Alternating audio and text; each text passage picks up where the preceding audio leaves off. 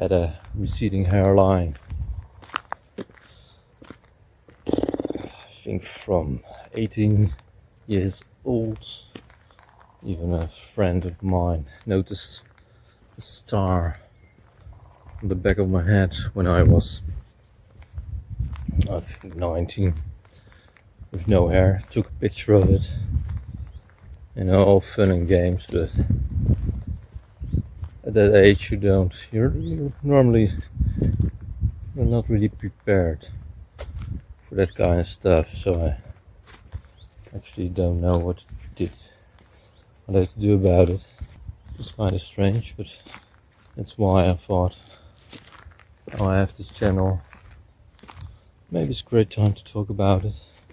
You know, as to say, even if it helps one person, it's all worth it. Of course, starting off with most common things like receding hairlines here, thinning of the front part. You know, there are quite a lot of young people already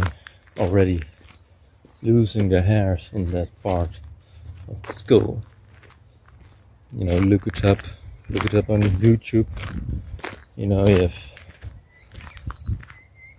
channels like Bald Cafe. I think he is 30 right now, but you know, started at something like 27 with videos about losing your hair, balding. And there are many more channels. It's really beautiful around here. I started balding quite young. A good friend of mine saw a bit of a star on the crown of my head. I was something like 19 years old, so it was quite strange for me, quite a new experience. A bit frightened me in a way. You know, I said, "How do you mean a star? Like, what are you talking about? We're just walking through the woods, talking about whatever. Probably girls, I don't know."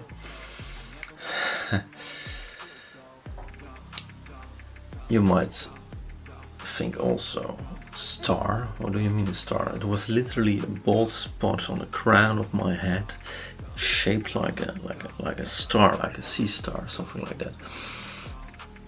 This was like 8 years of me thinking about going bald, even though I'm not really that vain, really not vain. At least I think I'm not vain. But in the back of my head, the balding, the thought about it remained a huge deal. And at 27 years old, years later, after a trip to Tenerife with my girlfriend, I just put the beard trimmer on my scalp and trimmed it all away at 0 guard. Many are, of course, scared of taking the trimmer or the razor and end it all. You know, I reckon it's a big step, and many aren't prepared for it because everyone thinks, whoa, what would my parents think about it? My grandparents, mine weren't pleased with it, I'll tell you that. Both my parents and grandparents, actually. But you have to think about yourself, you know. Of course, it's kind of a big step, but everyone will like it. People will make jokes about it, about you. You're suddenly the bald guy at a pretty young age. And you know, you have to be resilient and, you know, resist about the urge of growing it back. Because when it already starts receding, you know, it will not come back. You know, you have hair transplants, minoxidil, you know, everything about it. It is pretty weak, I think. I think it's much stronger to take the step and go for it. You're not alone. You're not the only young guy with a bald head. It may seem so. You know, in your family, in your school, in your work, in your whatever. It may seem so, but really you aren't. Just look around on YouTube, on Facebook, on Instagram, or whatever. Just look around. No, you're not alone. You know, and you can start off with just trimming your head. You know, waiting until you're, know everything about shaving your head. You know, watch videos, watch commentary on videos, whatever. Ask the bald guy in the gym, you know, how do you do it? Is there a technique, certain products you use, you know, whatever. Try it out. This journey of the balding man.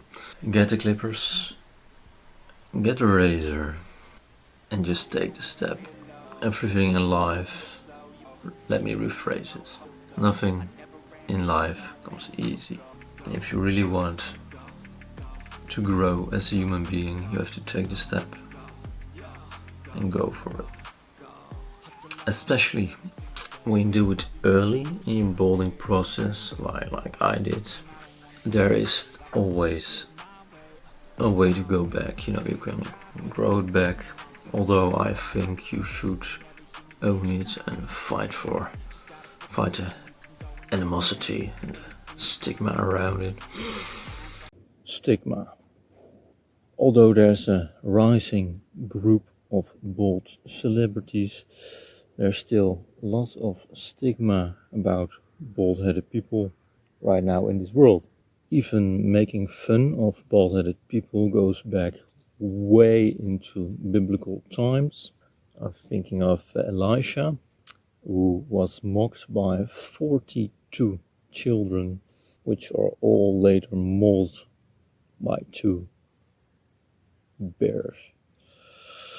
I don't suggest to go on to such violence, of course, but it's interesting that every part of society and history knows the struggle of the bald-headed people. Every civilization in history fought the process of balding. They fought it with ointments, they fought it with potions, with... It's not really that strange, actually.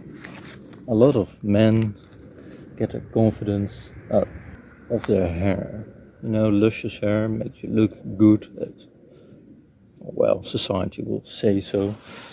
Only recently there are really role models of bald-headed people. Think about The Rock, Jason Statham.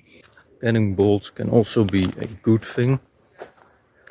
Losing the things you thought you were in the past.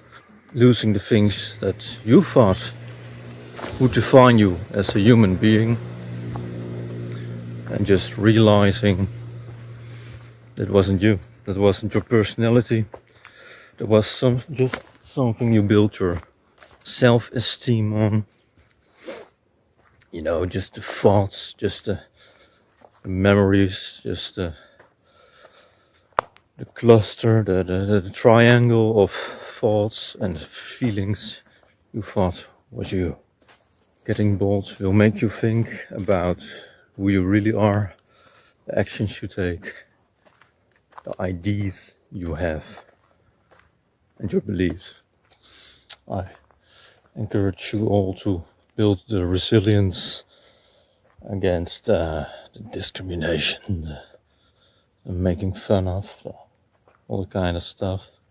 And I hope you'll all be encouraged to join the positivity movement, the bold positivity movement.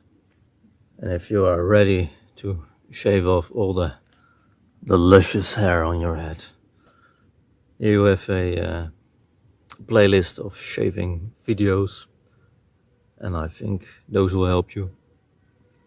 Thanks for watching. I hope you have a great day and enjoy every day of your life. Ciao.